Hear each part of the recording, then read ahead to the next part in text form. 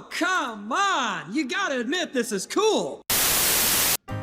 In recent years, there's been a rise in the popularity of characters, movies, and shows with a more, what can I say, grey and darker tone, personalities, and methods of action, and I love some of them. Even in some stories, I enjoy the appearance of the allegedly bad guys even more than the main characters. You think us fools?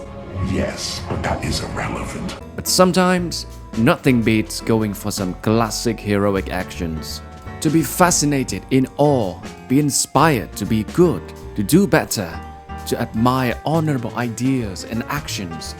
Some people may say that the good guy character type is boring, outdated, and offers nothing new. But I want to prove that it's not the case by presenting to you my top 3 favorite good boy characters of all time. Oh, and there are some honorable mentions too, so watch until the end so you won't miss out on them. Without further ado, let's get into it.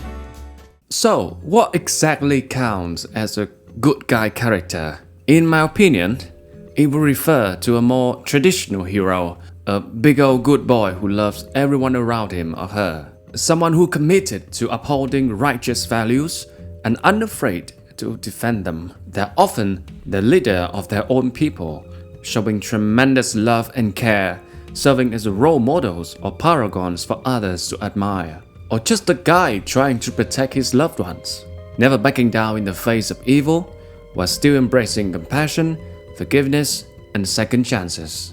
And that takes us to the first one, which may be familiar to some of you. Introduced in the first year of the millennium, the first Kamen Rider of the Heisei era, Kamen Rider Kuuga was my first introduction to the franchise. Kuuga is an ancient warrior who battled a fierce and violent race known as a Grongi, all to safeguard humanity and our planet Earth. After hundreds, if not thousands of years after their defeat, the Grongi have returned, posing a renewed threat to the lives of humans. So it's up to a new hero, a new legend, to stop them once and for all. And that hero is Yusuke Godai. Godai is a cheerful and honest guy who fights to protect everyone's smiles. He also somehow learns 2,000 skills.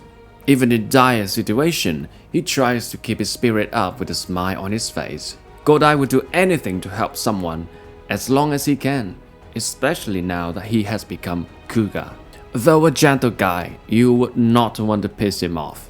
When witnessing others harmed or killed by a Grongi, he grew increasingly fierce and brutal in his fights.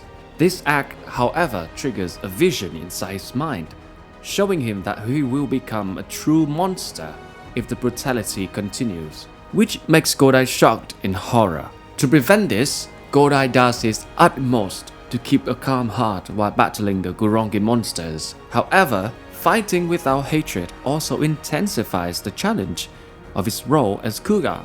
There was only one instance when he decided to unleash Kuuga's final form, the Ultimate Kuuga. He did this to confront the final boss of the series, as it was the only way to secure victory.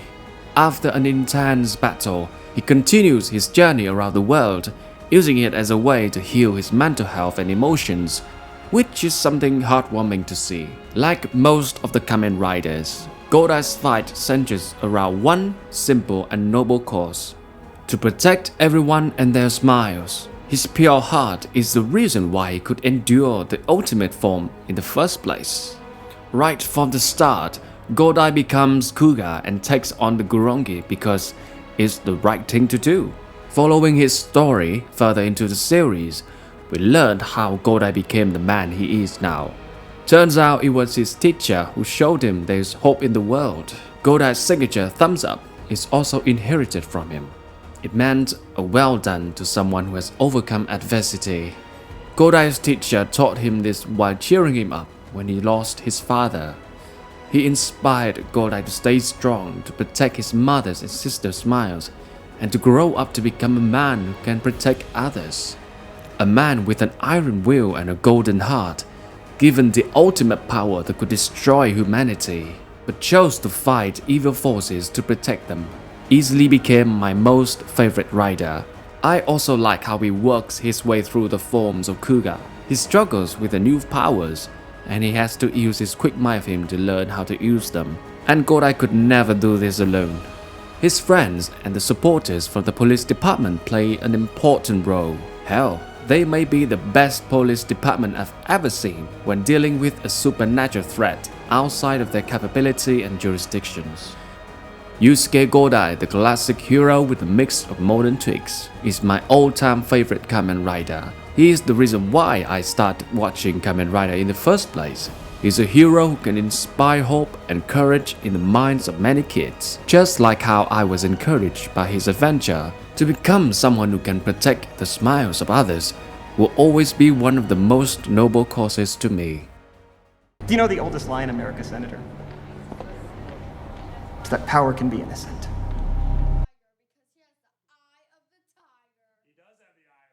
Are you sure about that? Almost everyone on Earth knows the story of the last son of Krypton.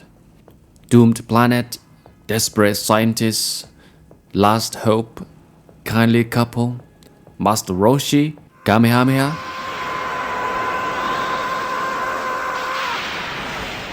Wait, wrong alien.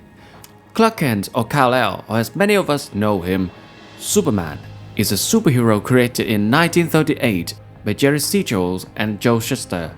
Throughout the 85 years of Superman's history, there have been countless variations of him, exploring his stories in many different ways. And his values and morals many artists want him to represent slowly developed with time.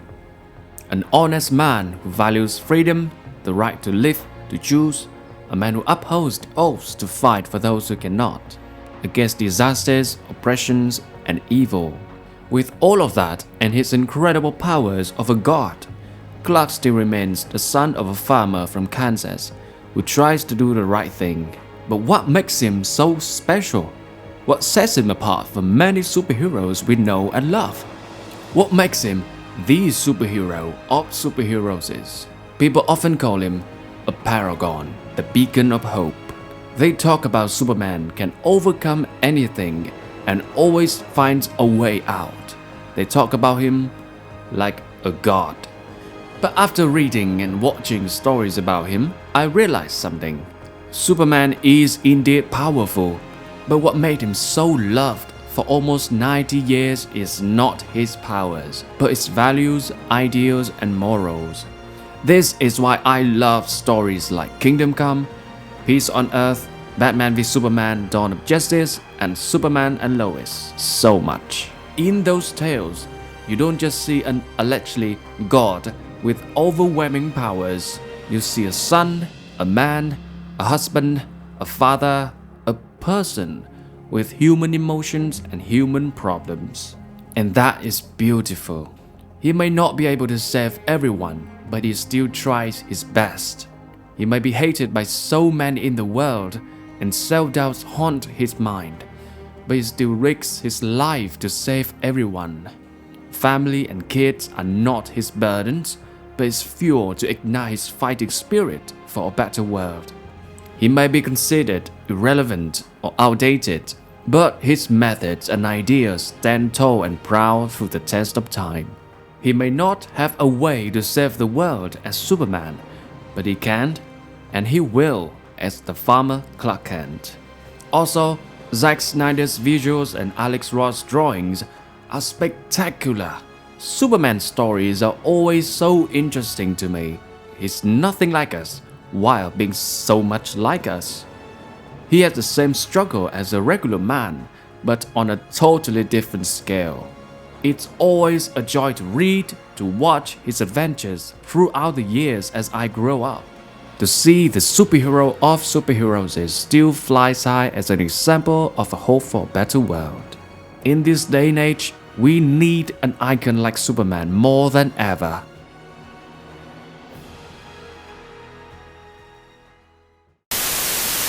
My friends.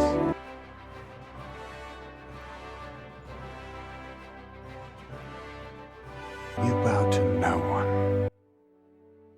That's what I'm talking about! That's why he's the MVP! That's why he's the GOAT! The GOAT! I first knew about Aragorn from the movies directed by Peter Jackson. As a kid, I was in awe when I saw him in his shining royal garments, or when he wielded Anduril, the Flame of the West, in battle, a literal knight with a long sword destroying evils. What a badass. To be honest with you, Aragorn may be my all-time favorite fictional hero. He may not be the main character of The Lord of the Rings, but his story from a ranger to becoming the king of the reunited kingdom was fantastic to follow. Many of you may have known who he is or what his story is about. For those who don't, Aragorn is a character from the incredible world of The Lord of the Rings created by the esteemed J.R.R. Tolkien. A man of great honor, courage, and fairness, he is destined to uphold his fate to continue the lineage of kingship. Aragorn is a strong, indomitable will, an excellent warrior, healer, and commander who trusts his allies and friends with all his heart. But hold up there, driver. Isn't this guy a little bit too perfect?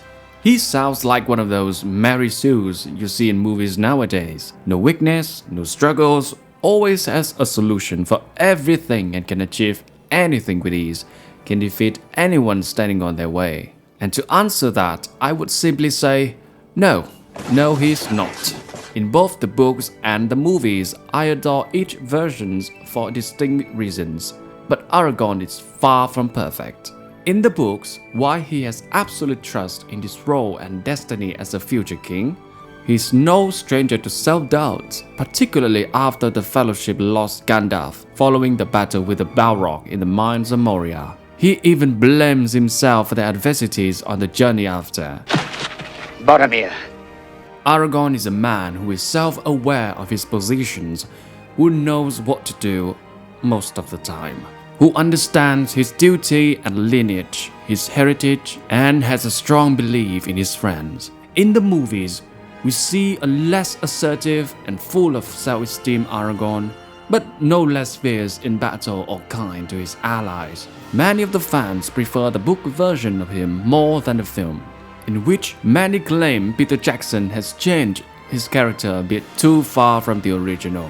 While somewhat agree with those sentiments, I like the film version solely because it was my first exposure to the amazing world of Mr. Tolkien. Is it called the Duckling effect? I think so. One video would be hard to include many heroes I like in fictional worlds, so I will mention some honorable choices here. The first one must be Artanis, the hierarch of the unified Protoss race from the StarCraft universe, a wise and cunning leader, a deadly warrior who leads his people against incredible odds. Even in the face of a much more powerful adversity, he does not back down. Instead, valiantly charges into danger in defiance of the enemies ahead. He reminds me a lot of Aragorn. Also, every time he appears on cutscenes, he is such a badass and cool character. My will is not so easily broken, Aemon. The firstborn shall fear you no longer! The second one is Jonathan Joestar, the man who started it all for the Jojo family. A classic English gentleman, brave and bold with a burning heart of justice. He leads the fight against the evil vampire Dio Brando, and his fire burns bright in all of his ascendants' will to fight against the malevolent. The good guy characters have been, are, and will always be cool. In my opinion, this type of character is not boring or outdated. It's the ability of the writers that make them shine. You can either make them face challenges like ordinary people, or provide them with a compelling story for why they become the good guys. This character type will not only make a comeback, but will also be more beloved by future generations of audience. Their values have endured for such a long time because they're always relevant. The battle for good, beauty, honesty against evil, corruption, and monstrosity. Courage, the willingness to sacrifice, and the responsibility to defend those who can't.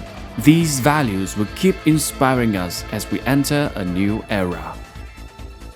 Thank you for watching. I'll see you in the next video. Take care, friends.